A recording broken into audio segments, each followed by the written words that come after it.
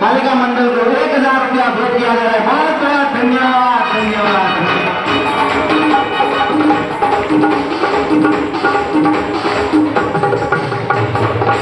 इनाम उसे ही मिलता है जिसका काम होता है, पत्र उसे ही मिलता है जिसका नाम होता है। स्वयंवर में आमंत्रित होने से क्या हुआ, सीता उसे ही मिलती है जिसमें राम होता है। सीता उसे ही मिलती है जिसमें राम होता है। आप बच्चों का इसी तरह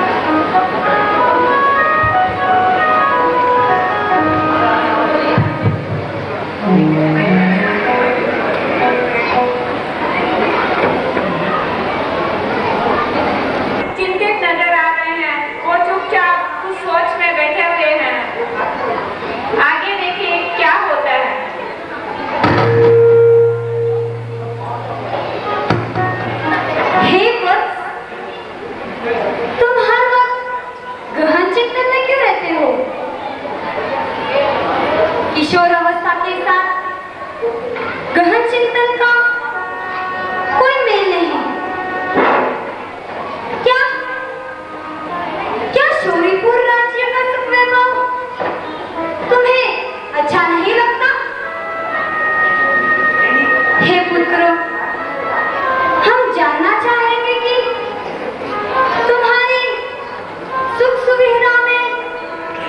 किसी प्रकार की कोई कमी तो नहीं?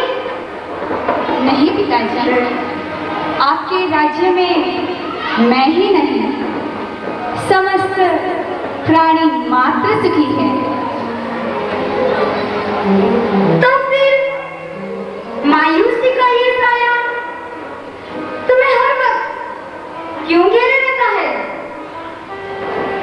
पिताजी, अब मुझे इन सांसारिक सुखों के प्रति कोई आकर्षण नहीं।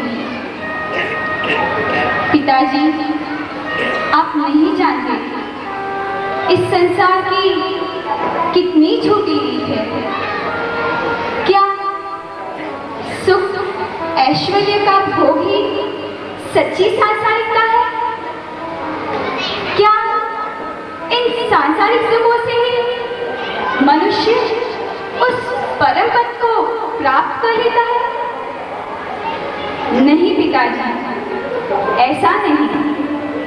भोग तो रोग पैदा करने वाला है, जन्म मरण को बढ़ाने वाला है। योग की साधना से ही उस शाश्वत सुखों को प्राप्त किया जा सकता है। पिताजी, मेरा मन इन रमणीय राजमहलों से उब चुका है। मैं तो बस उस क्षण की प्रतीक्षा में हूँ कि कब आपसे स्वीकृति प्राप्त कर संयम जीवन अंगीकार करूं। पुत्र नेमी, मुझे तुमसे ऐसी उम्मीद नहीं थी कि इतना सुख स्नेह मिलने के उपरांत भी तुम्हारा मन तुम्हें वैराग्य के पथ पर ले जा सकता है। बेटा, यह निश्चित ही हमारे स्नेह की कमी का कारण है। बेटा, तुम नहीं जानते आज तुम्हारी माँ कितनी चाह से तुम्हारे विवाह की बातें कर रही थी। पिताजी, आप ऐसा मत सोचिए। आप तो बस मुझे आशीर्वाद दीजिए कि मैं इस कठिनतम मार्ग के सर्वोच्च शिखर को सरलता से छू सकूं। बेटा नेमी, ये तुम क्या कह रहे हो? बेटा, अभी तो तेरे होठों का दूध भी नहीं सूखा है। अभी तेरी उम्र ही क्या हुई है? ये उम्र तो खाने पीने, मौज उड़ाने व संसार के समस्त सुखों को भोगने की है। बेटा, अभी तो तूने इस कठोर पृथ्वी पर पैर भी नहीं रखा। तूने कभी धूप, सर्दी, गर्मी, सुख दुख का अनुभव भी तो नहीं किया पुत्र। पुत्र, ऐसी कोमल काया से कठिन ही नहीं, अपितु कठिन तप साधना को कैसे सहन कर सकोगे? बोलो बेटा, कैसे सहन कर सकोगे? माँ, आत्मा का कोई भेद है? नहीं माँ, आत्मा न बड़ी है न छोटी है, न बच्ची है न बूढ़ी है। वह तो नित्य है, शाश्वत है, अजर है, अमर है। आत्मा का स्वभाव तो सम्यक ज्ञान, सम्यक दर्शन एवं सम्यक चारित्र है, ना कि उम्र का भेद। तो क्या बेटा नेमी, तुम अपनी माता की इच्छा पूर्ण नहीं करोगे? बेटा, मैं चाहती हूँ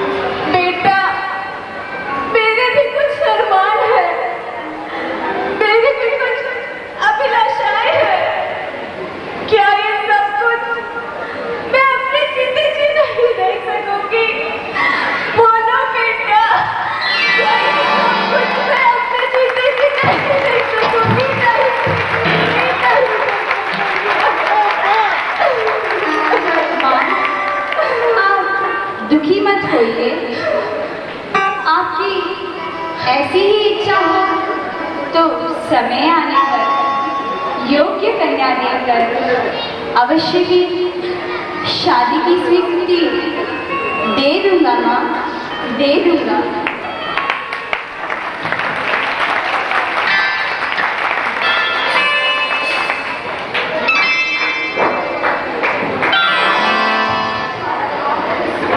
श्री कृष्ण दरबार में उपस्थित होना चाहते हैं, उन्हें ससम्मान लाया जाए। जो आज्ञा महाराज श्री।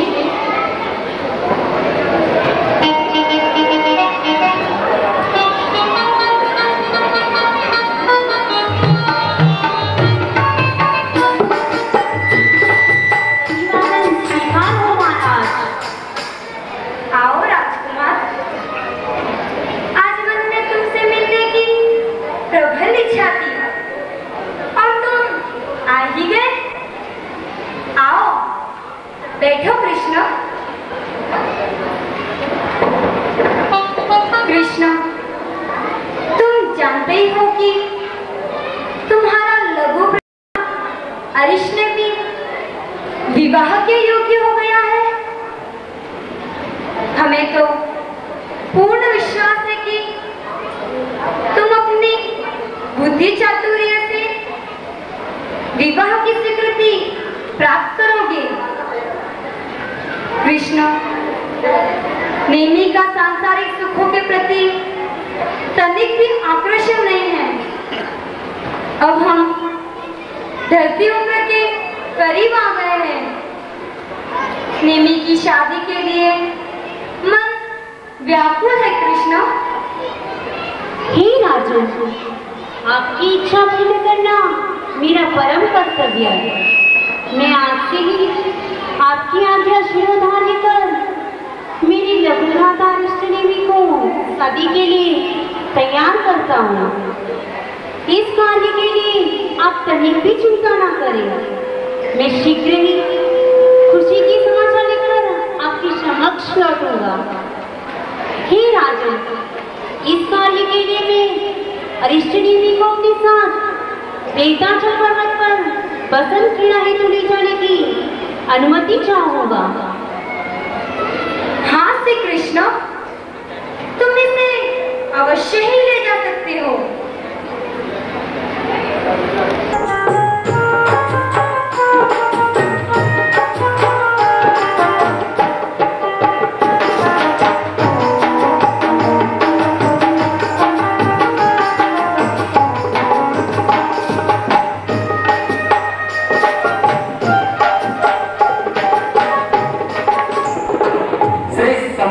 मंडल को श्रीमान शाह एस के गांधी परिवार वालों की तरफ से 2100 रुपया भेंट किया जाए। बहुत बहुत धन्यवाद, धन्यवाद,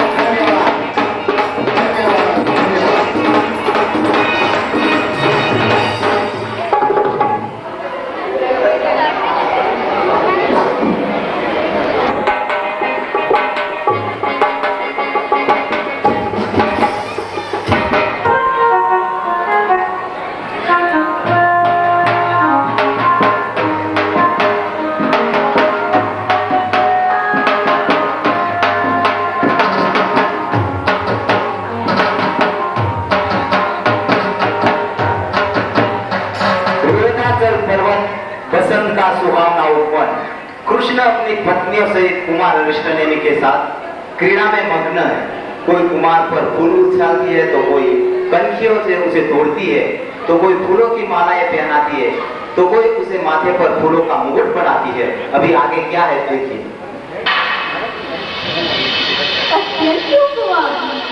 परंतु शादी की प्रति इतनी उदासीनता ये कैसे काटता है देव जी? आज तो हम आपसे शादी की स्वीकृति लेते ही रहेंगे।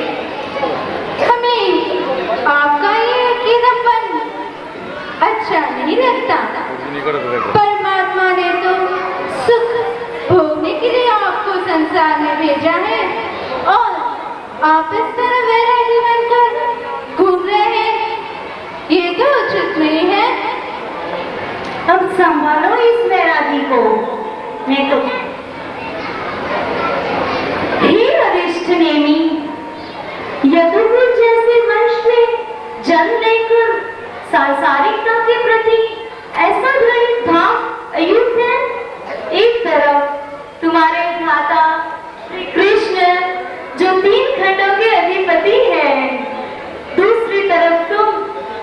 जो गुणों की खान हो, अपने भ्राता के सम्मान पराक्रमी हो। शायद खोजने पर भी नहीं मिलेगा संपूर्ण भरत क्षेत्र में तुम्हारे जैसा देवर। हे देवर जी, ये कैसे सोचा जाए कि आप इस तरह से वैरागी बनकर रहे? हे भाभी, आप सब विचारवान बनो, चिंतनशील बनो, जीवन की सार्थकता का मार्ग खोजो। हर वक्त सांसारिक सुख वैभव में लालायित रहना ही सुख का द्योतक नहीं है। जो मनुष्य धन, धान्य, पुत्र, परिवार में अनुरक्त है, वह निश्चय ही अपना जीवन व्यर्थ गवा रहा है। आप सब यथार्थ का ज्ञान प्राप्त करो भाइयों। अरे बस करो देवर जी, अपने वैराग्य उपदेशों को छोड़िए। सचमुच में आज हमें एक सुंदर देवरानी की कमी अख रही है। जिस कुल में आप जैसे सुंदर देवर और हम आपकी भाभियां, क्या हम एक रूपवान देवरानी से भी वंचित रहेंगे? आहा, इसे क्या कहा जाए, यह तो हम सबके भाग्य की विडंबना ही है। मोक्ष प्राप्ति के लिए ब्रह्मचारी रहना ही आवश्यक नहीं है कुमार। क्या तीर्थंकर, मुनीश्वर, नमी आदि ने मोक्ष प्राप्त नहीं किया? उन्होंने भी तो शादी की थी ना। तो फिर तुम्हारे दृढ़ संकल्प का क्या आधार है? हे कुमार, कुछ तो यदुकुल की मर्यादा का ख्याल करो। हे देवर जी, कुछ तो बोलो। स्वीकृति सूचक एक शब्द हाँ कर दो। आपके एक शब्द से सारे साम्राज्य में खुशी की लहर दौड़ जाएगी। ओहो, सांसारिकता के इस दुष्चक्र से निकल पाना कितना मुश्किल है। भवबंधन के महाजाल में फंसे प्राणी दूसरों को भी उसी जाल में फंसा हुआ देखना चाहते हैं। ओह, मोह में लिप्त प्राणी आत्मोपासना को छोड़कर वासना को ही श्रेष्ठ मान बैठा है। लगता है मुझे इस भवबंधन से मुक्ति मिलने में अभी और समय बाकी है। हे यदुकुल भूषण, महाबली अरिष्ट नेमी, कुल की परंपरा का तो अनुसरण करो। स्त्रियों के बिना पुरुष जीवन अपूर्ण है। स्त्री वह अमृत है जो पुरुष के जीवन को पूर्ण बना देती है। स्त्री का सम्मान करो। हे देवर जी, बहन सत्यभामा ठीक ही तो कह रही है। नारी के बिना पुरुष का जीवन अपूर्ण ही है। नारी के बिना नर रत्न कैसे प्राप्त होते हैं? हे देवर जी, आप ही नहीं जानते, नारी जाति का अपमान मानव जाति का अपमान है, और नारी जाति का सम्मान मानव जाति का सम्मान है। आधार मानना होगा वसुधा को। पूजनीय नारी का संसार की समृद्धि में इसका बड़ा योगदान है। जीवन रूपी रथ को चलाने के लिए नर और नारी दोनों सुदृढ़ पहिए हैं। हे देवर जी, आप शादी करने के लिए क्यों इनकार कर रहे हैं? क्या देवरानी के पालन पोषण के भय से मना कर रहे हैं? अगर ऐसी ही बात है तो आप चिंता न करें। आपके ज्येष्ठ भ्राता आपकी इस समस्या का समाधान अवश्य करेंगे।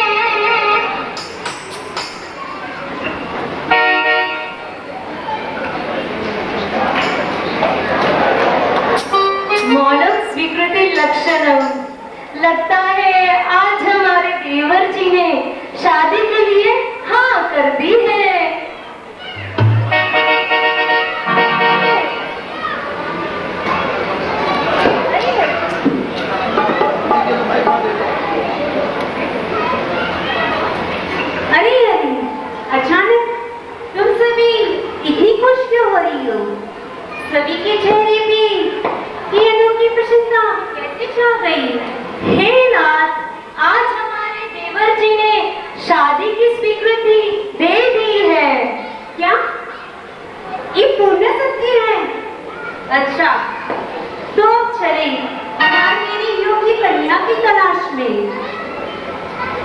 हे नाथ, आप जैसे पराक्रमी को खोजने की क्या आवश्यकता है? आपको तो दूर कहीं जाने की आवश्यकता ही नहीं है। मेरी लघु भगिनी आपके लघु भ्राता के लिए सुयोग्य कन्या रत्न है। आप तो राजीमती के गुणों से परिचित ही हैं। अगर आप उचित समझे तो ये प्रस्ताव महाराजा समुद्र विजय जी के समक्ष रखा जाए।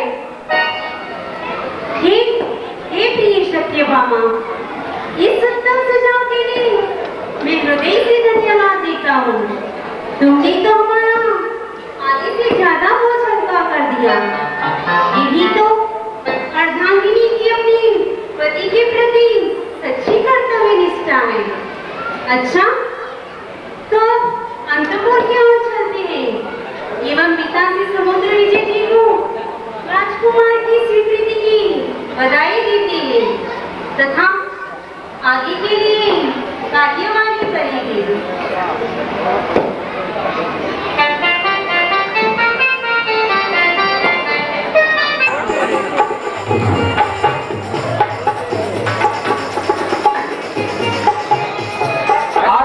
कहता है कि आज आदमी पत्थर दिल हो गए हैं, लेकिन आज यहाँ पर जो भीड़ है, जो धर्म के प्रति समर्पण है, जो अपने बच्चों के प्रति प्यार है, उसको देखकर ऐसा लगता है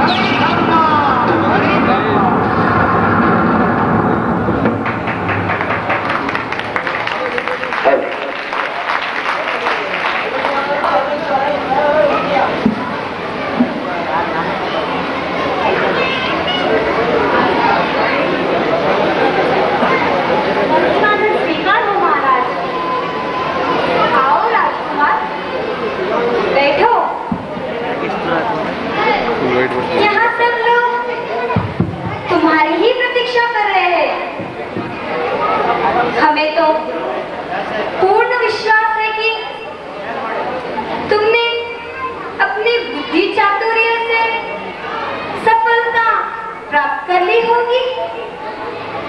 हाँ महाराज, आपका सोचना यथार्थ है। आहा, यह तो तुमने शुभ संदेश सुनाया है।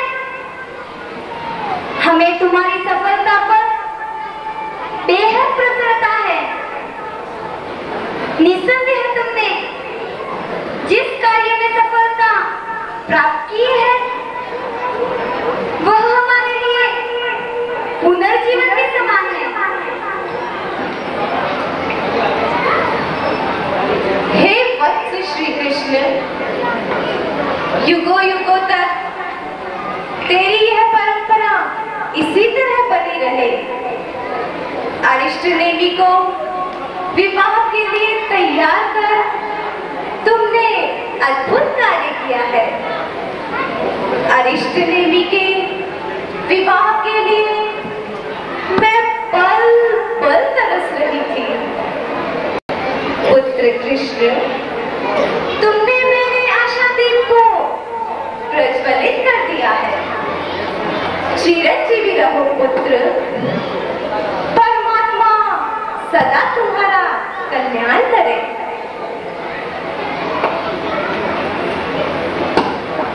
हे कृष्ण, अब फालतू समय नहीं गंवाना है। अब तो युवराज के लिए शीघ्र ही योग्य कन्या की तलाश इस कार्य के लिए हर वक्त तत्परता बरतनी है। महाराज, आप चिंता न करें, मैंने सुयोग्य सुंदर राजकुमारी की भी तलाश कर ली है। भोजपुर उग्रसेन राजा ने अपनी कन्या राजकुमारी अरिष्टनेमी को देना सहज स्वीकार किया है। हे राजन, आप तो जानते हैं कि राजीमती अत्यंत लावण्यमयी एवं सुयोग की कन्या रत्न है।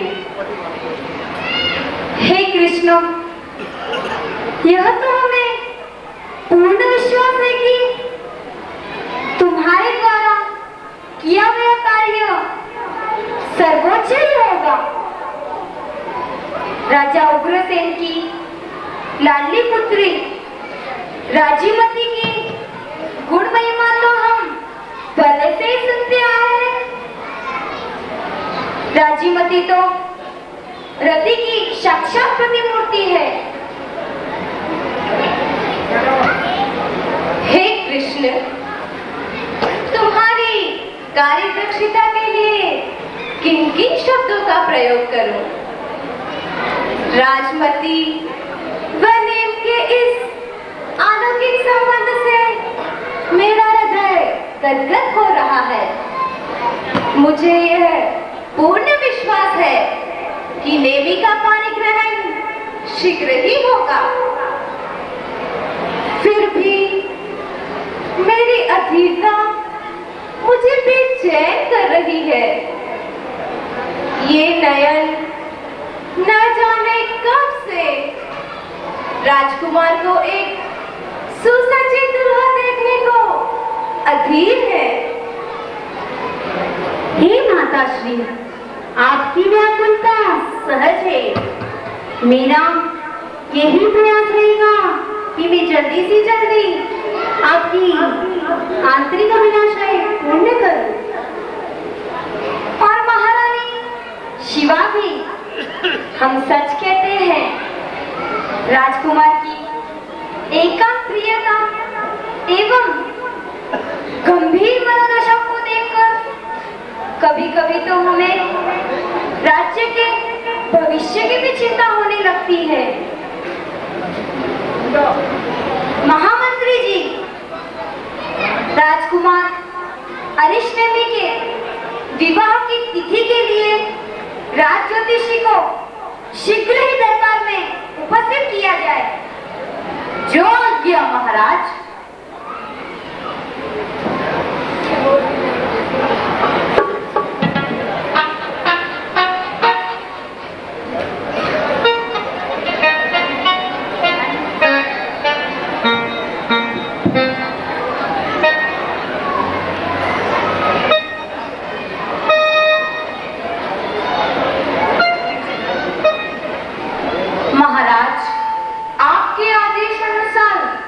राज पंडित को बुलाने के लिए कर्मचारियों को भेज दिया गया है। हे मंत्री वर्यो, राजकुमार अरिष्टनेमी के विवाह की तिथि निश्चित होने के पश्चात हमारी यह इच्छा है कि विवाह के पुनीत अवसर पर शोरीपुर राज्य को एक सुसज्जित इंद्र नगरी की तरह सजाया जाए। ऐसा ही होगा महाराज। कुमार के विवाह की खुशी तो सारे राज्य में छा गई है। सोनीपुर के एक एक व्यक्ति का दिल प्रसन्नता से भर उठा है। सभी को कुमार के विवाह की उत्कंठा है।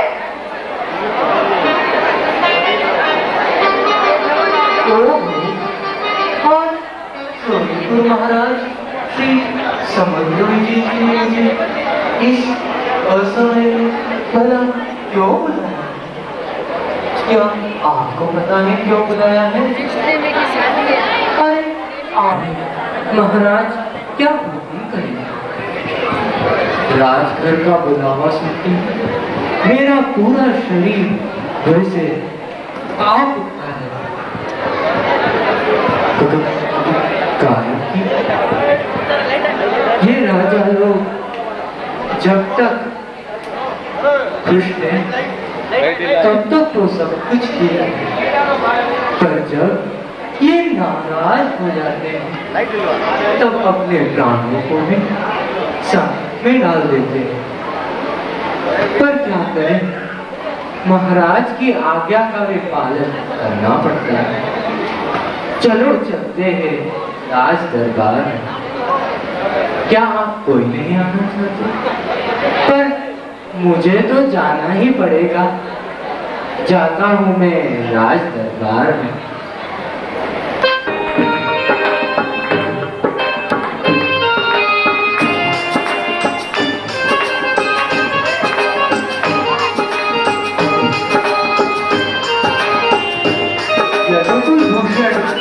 वीर वीर गंभीर महाराज की जय हो।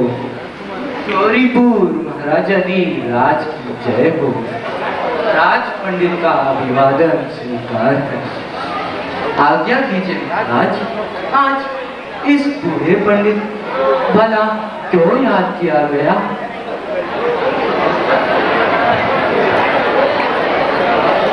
पधारिए पंडित जी महाराज, पधारिए।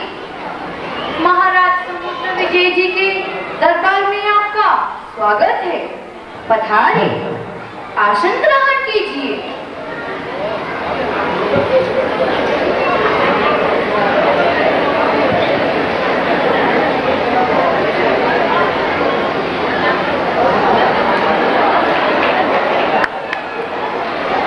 हमारे महाराज श्री को आपसे बहुत जरूरी चर्चा करनी है। हाँ पंडित वर्य, राजकुमार अरिष्टेमी का विवाह भोजकुल नरेश उग्रसेन की कन्या राज्यमती के साथ तय हुआ है। हमारी प्रबल इच्छा है कि निकट भविष्य में ही शुभ दिन में विवाह कार्य संपन्न हो। अपनी अपूर्व विलक्षणता का परिचय देते हुए शीघ्र ही विवाह का मुहूर्त दीजिए।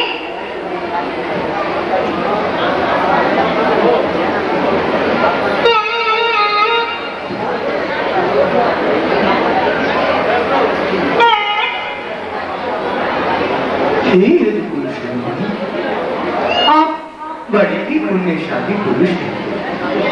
आपके पुत्र नेमी का विवाह राजकुमारी राजमती के साथ तय हुआ है।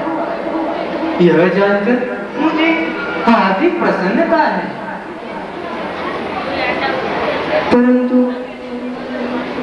परंतु महाराज। हे पंडित वर्य, आप महाराज की आज्ञा पालने में संकोच क्यों कर रहे हैं? आप जानते ही हैं, मुंह में आई हुई बात को, गले में आए हुए रोग को और द्वार पर आए हुए शत्रु को कभी भी भीतर नहीं छुपाना चाहिए। आपकी आज्ञा चिरधार्य है, परंतु अभी तो चातुर्मास चल रहा है। इस चातुर्मास में छोटे से छोटा सांसारिक कार्य भी असंभव, फिर विवाह जैसा महामंगलकारी कार्य कैसे संभव है? हे पंडित वर्य, चातुर्मास तो अभी प्रारंभ ही हुआ है। इसके पूर्ण होने में तो लंबा समय है। हम इस समय के पूर्ण होने की प्रतीक्षा नहीं कर सकते। राजकुमार नेमी ने अथक प्रयास के बाद हामी भरी है। 4 माह के लंबे समय तक उन्हें मनाए रखना कठिन है। हे समुद्र के समान गंभीर महाराज, मैं यह जान रहा हूं कि आप अपने पुत्र नेमी के विवाह के लिए अधीर हैं, पर विवाह जैसा महामंगलकारी कार्य में वर वधू की कुंडलियों में स्थित गुणों व ग्रहों का स्थान भी देखना पड़ता है।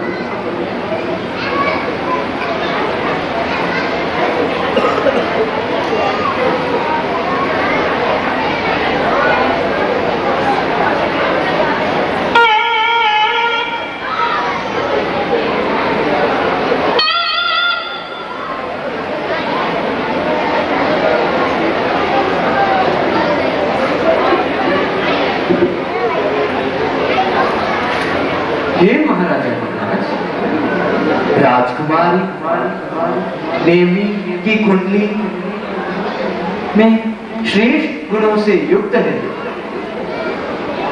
बुध, शुक्र, गुरु, शनि आदि सभी ग्रह उच्च स्थान में हैं। राजकुमारी की कुंडली भी स्त्री उचित सभी गुणों से परिपूर्ण है।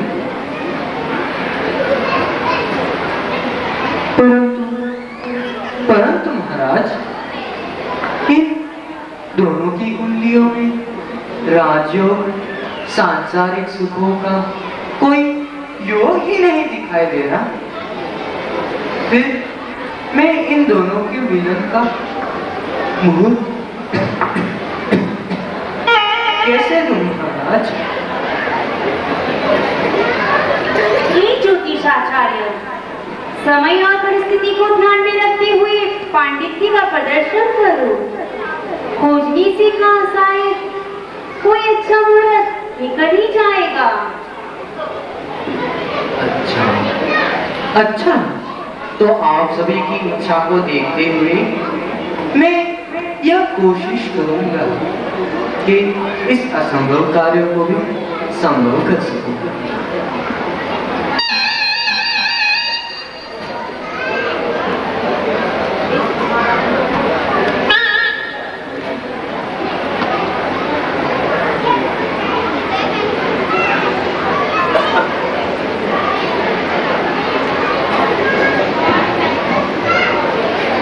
अच्छा महाराज, आपके आदेशानुसार गंभीरता से अध्ययन करने के पश्चात श्रावण झटका दिन इस शुभ कार्य के लिए उत्तम रहेगा।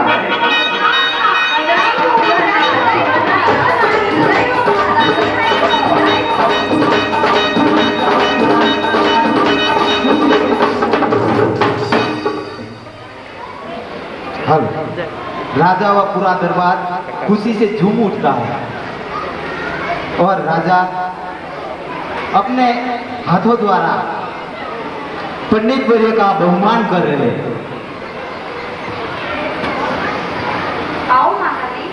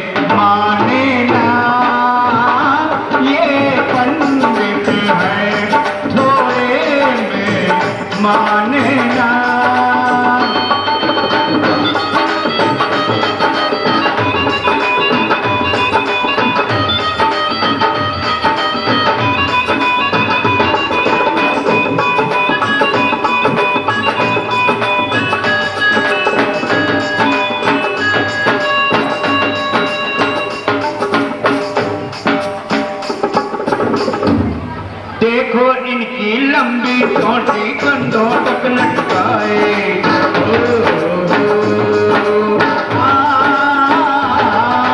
रेशम का दुशाला इनकी आंखों की बढ़ाए।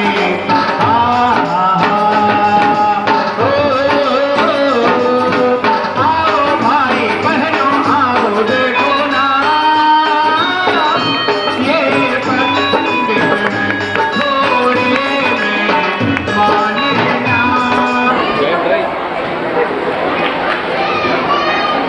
अरे अचानक ये सब क्या हो गया?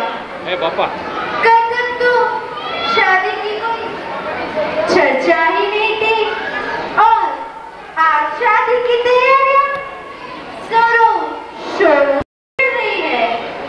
क्या तुम सब इस खुशी के प्रसंग को जानती हो?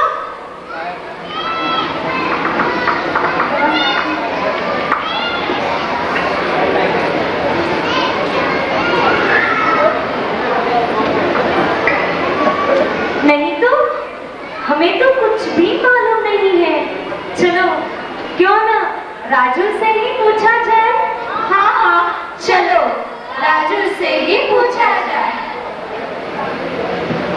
अरे क्या बात है, आज तो तुम अत्यंत ही खुश नजर आ रही हो।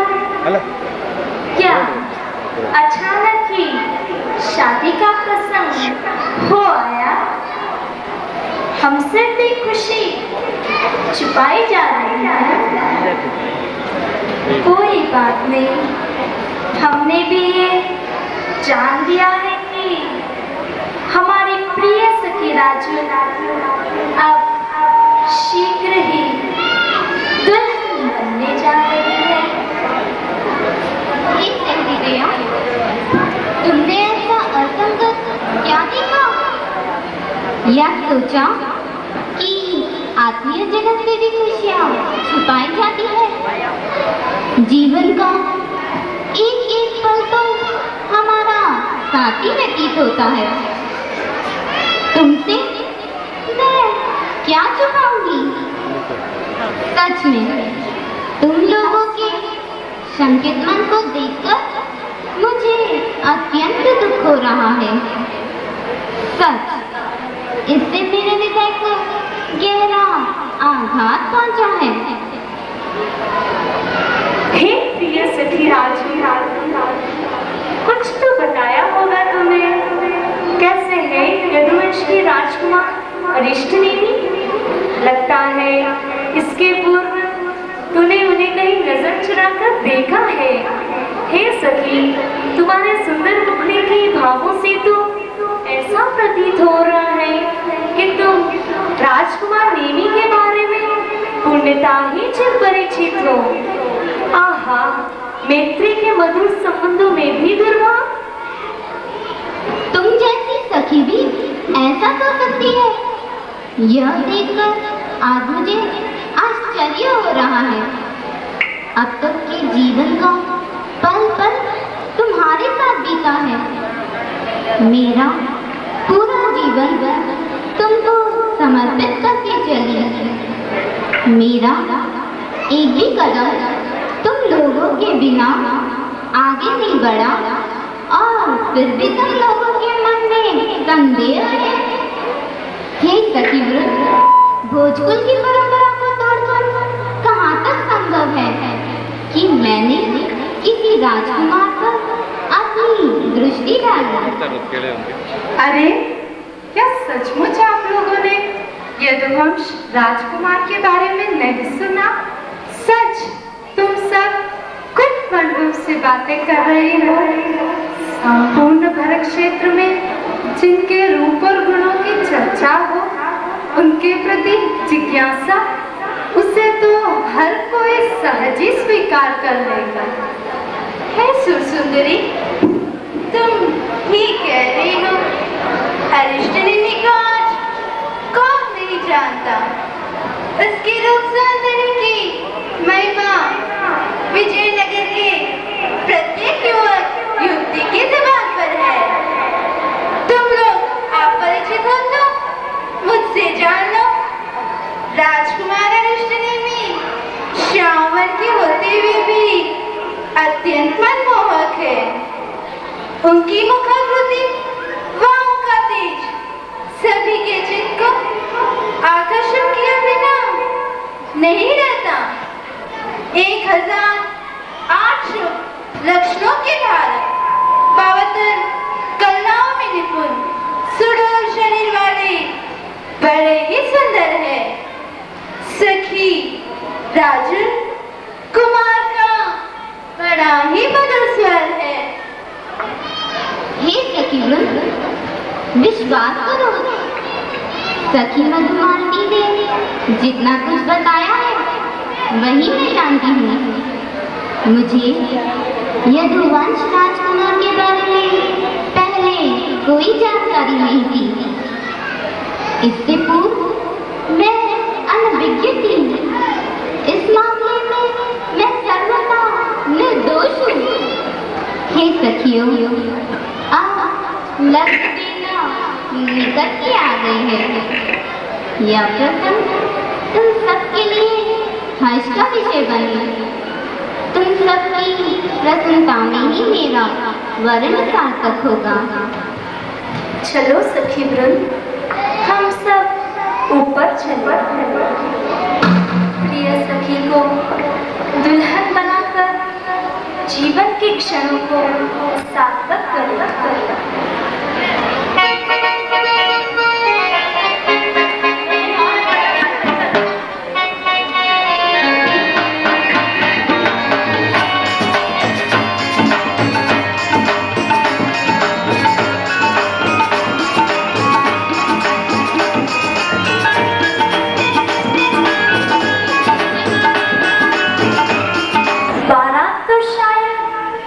दूर से दृष्टिगत हो जाएगी।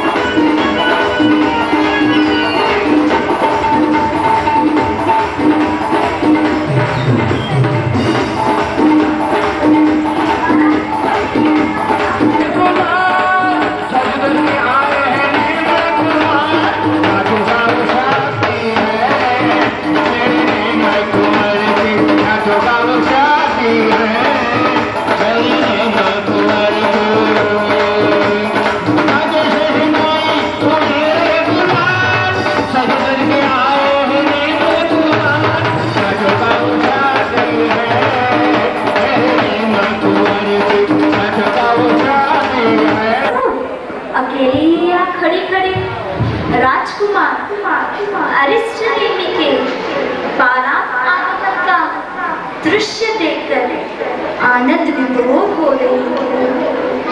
यद्यपि कुछ समय पश्चात कुम्हार तुम्हारा वरण करने आ ही रहे हैं, फिर भी दर्शन के लिए तुम भी हमारे पास आकर गवाक्ष में अपना स्थान ग्रहण करो।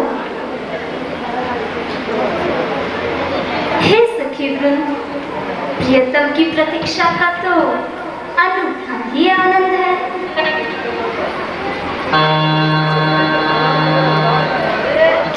सखी वृंद, ये क्या हो रहा है?